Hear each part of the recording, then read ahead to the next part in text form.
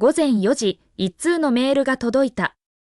長年連絡を取っていなかった同級生からの突然の結婚招待状だった。私は国防情報局に勤めており、休暇の承認手続きは官僚的な悪夢だ。私は丁寧に招待を辞退した。その直後、彼から追ってメッセージが届き、口調は高圧的だった。来なくてもいいけど、家をプレゼントしてくれれば、休むことは許してやるよ。あっけに取られ、冗談だろうと思った。後で$8000振り込むよ。結婚おめでとう。彼の声は一瞬で冷たくなった。侮辱する気か？施しみたいなものじゃないか。俺の婚約者はパークアベニューのお嬢様だ。招待客は町のエリートばかり。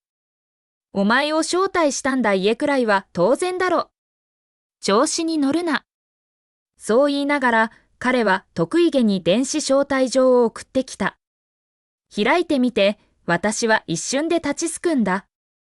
写真には私の妻、シエナ・リード・ジュードの潔癖症を自称し、冷たい聖女のように振る舞っていたあの女がブレイクショーと熱烈で完全に抑制の効かないキスをしている姿があった。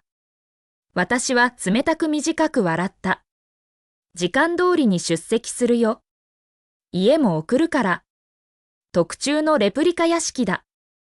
それでも家には違いない。そうだろう？ 1.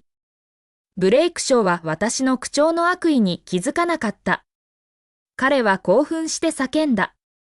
さすが俺の親友だ。がっかりさせないってわかってたよ。大したものはいらない。トリベカのタウンハウスで十分だ。もし買えなきゃ腎臓を売れよ、な。別に文句は言わないから。腎臓を売れ？なんて厚かましい。私は声を平静に保った。シエナ・リードは既婚って聞いたけど。騙されてないか？電話の向こうから紛れもないくぐもった濡れた音が聞こえてきた。二人の営みの音だ。ハニー、君が既婚だって言ってるやつがいるよ。ブレイクは受話器から離れて叫んだ。あれはただの偽装結婚よ。式も偽物、証明書も偽物、それに夫も彼も偽物だったわ。シエナの声はたちまち変わった、見下すような、それでいて深く満たされた疲労感でしゃがれていた。明らかにそれがブレイクを狂わせた。彼は慌てて電話を切ったが、回線がまだつながっていることに気づかないほど興奮していた。二人の続く常時の親密な音が私の空虚で無菌の寝室に響き、私の正気を蝕んだ。一晩中やってたのに、なんでまた始めるのブレイク、愛してる。女の甘えた声は私に物理的な吐き気を催させた。電話を切り、怒りがこみ上げ、私は引き出しから婚姻証明書を取り出した。婚姻には確かに不備があった。偽物だ。眠ることなどできなかった。シエナは忘れたのか？彼女がレオノースと結婚した瞬間、彼女は実際のマンハッタンの貴族になったのだ。連邦情報機関員を騙す？それは超セキュリティ刑務所への特急チケットだ。私は副官のミラー軍曹に連絡した。リードコーポレーションの口座を直ちに徹底監査せよ。弁護士と警察本部長に連絡を。告訴する。それから町で最も評判の良い葬儀社に連絡し、特大の特注レプリカ屋敷を注文してくれ。その夜、すぐに家に戻って娘を迎えに行ったが、シエナが彼女を児童養護施設に預けていたことに気づいた。一言も発せず、私は直行してそこへ向かい、彼女を連れ出した。助手席で、臆病な小さなルルは丸くなり、髪はもつれ、頬には打撲と腫れがあった。頭を撫でようと手を伸ばしたが、彼女旗白ぎ、純粋な恐怖で身をかわした。ルルを叩かないで、いい子にするから。もう食べない、飲まない、トイレも行かないから。胸に鈍い痛みが広がった。彼女を優しく腕の中に引き寄せ、小さくて脆い肩をそっと撫で、何度も慰めた。ルルの途切れ途切れの言葉から、私はついに真実を理解した。これまで何年もの間、彼女はあの施設で暮らしていた。シエナが彼女を連れ戻すのは、私が帰宅すると分かっている時の数日間だけで、愛情深い家族のパフォーマンスを演じていたのだ。そしてブレイクショーは単に知っているだけではなく、彼女の頻繁な虐待者の一人だった。彼は彼女を失禁するほど殴り、その後、自分で汚してしまったことに嫌悪を抱き、食べ物も水も与えずクローゼットに閉じ込めた。私は歯が砕けるほど食いしばった。仕事で長期間不在にすることが多く、タマの電話ではルルはいつも完璧に普通に見えた。私の盲目的な信頼とシエナへの深い献身は、この壊滅的で残忍な裏切りで報われた。彼女がそうやって遊びたいのなら、私はとても特別な結婚祝いを用意しよう。ようやく自宅に戻り着いたとき、太陽は完全に昇っていた。シュネ室の壁にはまだシエナと私の結婚式の日の大きく笑った写真が飾られていた。その画像は侮辱的で哀れだった。私は結婚後にこの家を買った。共有財産であるはずだったが、証明書が偽物だと知り、私は静かにそして素早く売却手続きを進め、シエナの持ち物をすべて片付け、その価値のほんの一部で所有権を移転した。ちょうどその時、シエナのメッセージが届いた。ハニー、IRS が突然会社を監査してるの。リード社がピンチよ。私には対処できない。緊急休暇を取ってすぐに戻ってきて。その要求がましく、権利を主張するような口調はいつも通りだった。私はメッセージを無視した。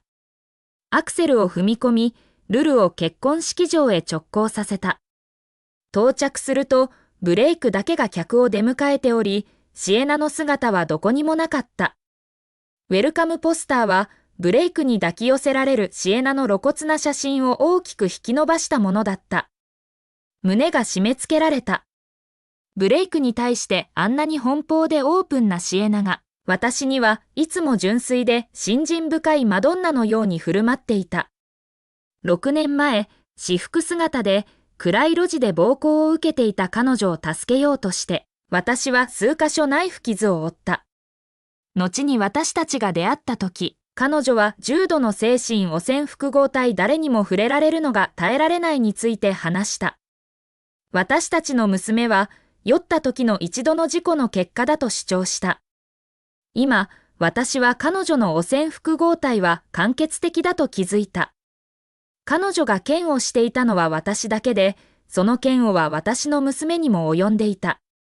歯を食いしばる顎が痛んだ。ルルに車で待つよう言い、私はゆっくりとわざと式場の中へ歩いて入った。中では十数人の新郎側の友人たちが集まっており、かつての親友も多く含まれていた。ブレイクが私を見つけ、すぐににやりと笑い、眉毛を上げた。おや、誰だと思った。俺の親友、レオノースだ。みんな、彼がトリベカのタウンハウスを約束してくれたんだ。証書はどこだ、レオ？私は穏やかに答えた。タウンハウスは角の店で買えるものじゃない、ブレイク。少し時間がかかるよ。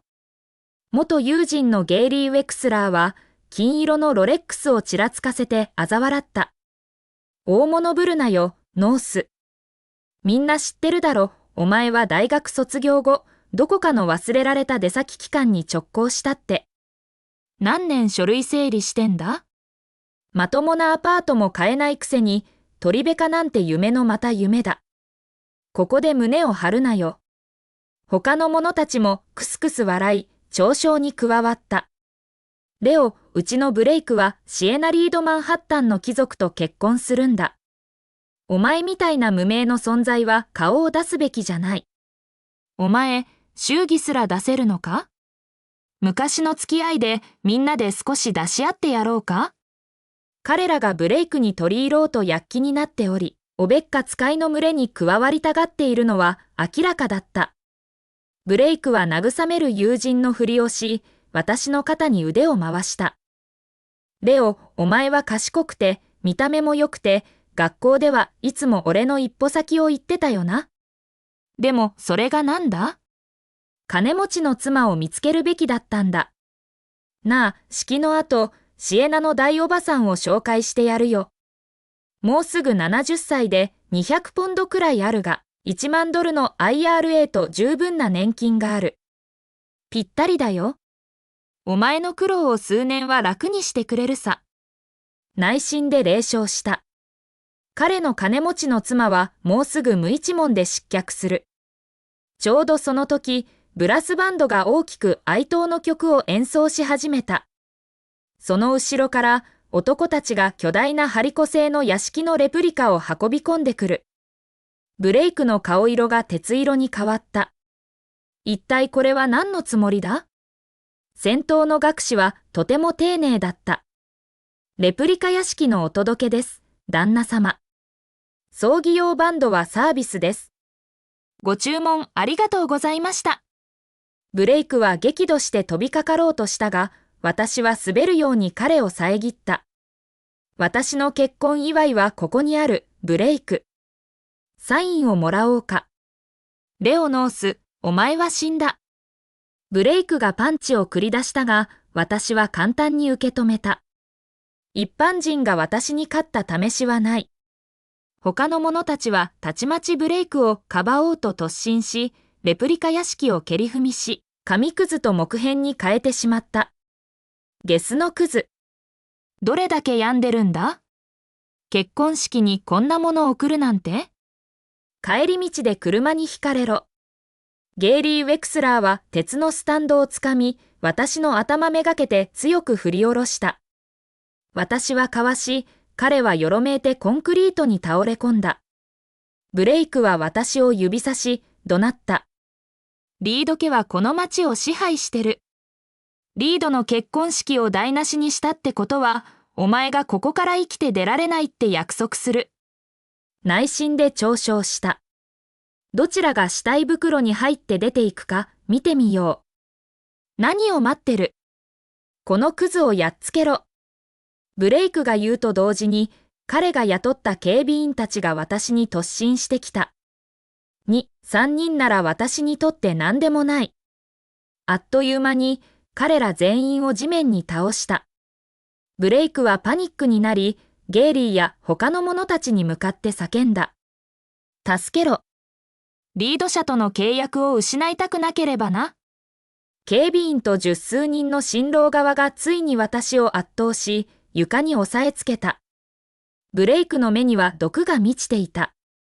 彼は近くのダイニングチェアをつかみ、高く頭上に掲げ、私の背中に振り下ろした。私はうめき、鋭く目がくらむような痛みを感じた。背中が燃えるようだった。彼は近づき、磨かれた革靴で私の腎臓を何度も何度も蹴りつけた。天狗になるからこうなるんだ。お前を終わらせてやる。ブレイクは私の苦痛を鑑賞するため一瞬止まり、それから携帯電話を取り出し、大げさに被害者ぶった電話をかけた。ハニー、誰かが俺たちの結婚式を荒らして、葬式の贈り物を持ってきたんだ。学生時代ずっと俺を病んでたやつ名前なんだったか。シエナは彼が言い終える前に激怒して叫んだ。この町で私の男に手を出すだと？死にたいのか。ベイビー、何でも好きなようにして殺しても、半殺しにしてもお前に任せるよ。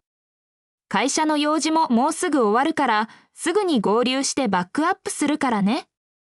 周りの新郎側は羨望に満ちていた。ブレイク、さすがだな。彼女、お前にとても夢中だな。単なるお金持ちの娘？冗談じゃない。昔は俺がこの辺を仕切ってたんだ。欲しい女は路地に引きずり込んでやった。俺に選ばれる？それが彼女の運命だったんだ。ブレイクは自尊心に酔っていた。彼は近くのテーブルからケーキナイフをつかみ、私の脇腹に深く突き刺した。聞いたか、レオ？俺の妻が俺に殺す許可をくれたんだ。母は。残酷なエスカレートをすべて目撃したルルは、車の中でヒステリックに泣いていた。恐怖を無視して、彼女は飛び出し、群衆に突進し、私の体の上に身を投げ出した。お願い。パパを殺さないで。お願い。ルルの必死の愛願に、ブレイクは一瞬だけためらった。あの小生意気な小娘？なんで児童養護施設があの子を始末してないんだ？その一言、あの小生意気な小娘が私の血の中に嵐を起こした。狂ったようにみんなを押しのけ、ブレイクの顔に一発の残忍なパンチを叩き込み、すぐに3本の歯を折った。この豚。この野獣。あんな小さな子供を傷つけるとは。ブレイクは口から血を拭い、冷ややかで勝ち誇った笑みを浮かべた。レオノース、昨晩のセックスショーは楽しめたか？お前の妻は若くて飢えていてワイルドだ。とても刺激的だったよ。私の心臓がぎゅっとなった。お前偽装結婚を知ってたのか。でなきゃなんであんなに頑張ると思う？一晩中彼女を満たしてやったよ。6年間の歓喜をありがとな。喜んでお前の代わりを務めたぜ、軍人さん。私は盲目の前期怒りに震えた。ブレイクを強くコンクリートに叩きつけた。10年間も友達だったのに。そんな風に背中を刺すのか？ 10 年前、俺の家族は一文なしで、お前の施しに頼ってたし、ゲイリーや他の連中は俺をゴミのように扱ってた。今俺は金持ちで権力がある。お前に俺に懇願してほしい。俺を見上げてほしいんだ。お前の子供が犬のように俺の足元でいじめられてるのを見たいんだ。そう言いながら、ブレイクは携帯電話のロックを解除し、私の顔にビデオを突きつけた。ルルが虐待されている様子だった。その瞬間、たとえ死んでも、ブレイクを地獄に引きずり込む覚悟だった。しかし、次のパンチが届く前に、鋭い平手打ちが私の方に響いた。シエナだ。彼女の目が私の顔に集中した瞬間、彼女の表情は凍りついた。なんでここにいるの？彼女はあまりのショックでよろめきそうになった。私は本能的に彼女を支えようと手を伸ばしたが、彼女は逆に手の甲で私を強く叩き返した。彼女の顔は生の純粋な嫌悪で歪んでいた。レオノース、何度言えばわかるの？私に触らないで。あなたは汚い。そう言いながら、彼女はくるりと向きを変え、ブレイクにぴったりと寄り添った。私の心は針で刺されたように痛んだ。厳格で誠実な生活を送ってきたのに、彼女は私を汚いという。彼女は犯罪者を抱きしめた。彼女の言葉は、見物人たちの新たな嘲笑の波を引き起こした。なんでレオがあんなに悔しがってるかわかった。叶わぬ片思いの相手が結婚するんだもんな。ルルの小さな体はシエナを見ると震え始めた。すでにうつむいていた頭はさらに低くなった。ルル、帰りたい。ルル、怖い。私は彼女の小さな手を強く握った。いや。彼らには自分たちの悪が滅ぼされるのを見てもらう。シエナはルルをゴミのように見て、ブレイクに顔をしかめた。なんでこの子がここにいるの？見てるだけで気分が悪くなる。ブレイクは手をシエナのドレスの下に滑り込ませ、彼女の胸を強く握り、捕食者のような笑みを浮かべた。じゃあ、二人とも消してやるよ、愛しい人。もう二度と君を悩ませないから。彼は警備員たちに手を振った。彼を押さえつけろ。ルルを守りながら、私は全力で戦うことができなかった。いくつかの小競り合いの後、強く押さえつけられた。もがきながら、顔を上げてシエナを睨んだ。私にそんなことをする気か？シエナの目は血走っていた。彼女はテーブルからワインボトルをつかみ、私の頭蓋骨に激しく叩きつけた。熱くて濃い血がたちまち私の顔を流れた。痛みは耐え難かった。彼女は数歩前進し、スティレットヒールで私の手を強く踏みつけ、邪悪にひねった。お前を叩いたってなんだ？お前のハリソン将軍は1000マイルも向こうにいるんだぞ。内心、思わず嘲笑した。私は密かにリード家を助け、その功績はすべて私の叔父であるハリソン将軍に押し付けていた。私の謙虚さがシエナにこれほどまでに軽蔑されることになろうとは思わなかった。ルルはとめどなく泣いていた。ママ、パパを叩かないで。お願い、パパを叩かないで。シエナは聞こえないふりをし、ヒールをさらに強く踏みつけた。ブレイクは彼女を煽った。ハニー、彼は君の夫なんだから。少しは手加減しろよ。シエナは顔をしかめた。冗談じゃない。私たちの婚姻証明書は偽物よ。彼は私の夫じゃない。ルルは小さな腕でシエナの足にしがみつき、愛願した。シエナはただ彼女を蹴り飛ばした。残酷に笑いながら、ブレイクはルルの小さな涙に濡れた顔をつかんだ。お前のパパは俺の歯を3本折った。お前は歯を6本返してくれればいい。私は抗議の叫びを上げたが、シエナは私の頭を強く蹴り、新鮮な血で視界が霞んだ。ブレイクはレンチを持ってくるように合図した。彼はその工具でルルの口をこじ開け、彼女の歯をつかみ、引き抜こうとした。やめろ。私は最後の息で怒鳴った。私は国防情報局の指揮官だ。彼女を離せ。ブレイクは狂ったように大笑いした。お前が指揮官？じゃあ俺は大統領だ。彼は仲間たちに首を振った。この偽物指揮官に土下座させろ。床に頭を1000回叩きつけろ。私の頭は硬いタイルの床に繰り返し叩きつけられた。ルルは泣きながら全力で抵抗したが、ブレイクは彼女の髪を引っ張り、何度も平手打ちした。めまいがし、口には血の味が広がり、私は妻であるあの無表情な女を見上げた。シエナ・ルルはお前の娘だ。どうしてそんなに冷酷でいられる？黙れ。シエナは私の言葉を遮るように叫んだ。酔って過ちを犯し、この小さな過ちを生んでしまわなければ、もっと前にブレイクと一緒になれてたんだ。命の借りを返すために。私の心臓が止まった。彼女のために受けたナイフ傷長く癒えたはずの脇腹の傷跡が、突然鋭い痛みで燃え上がった。どんな借りを返すって？私が。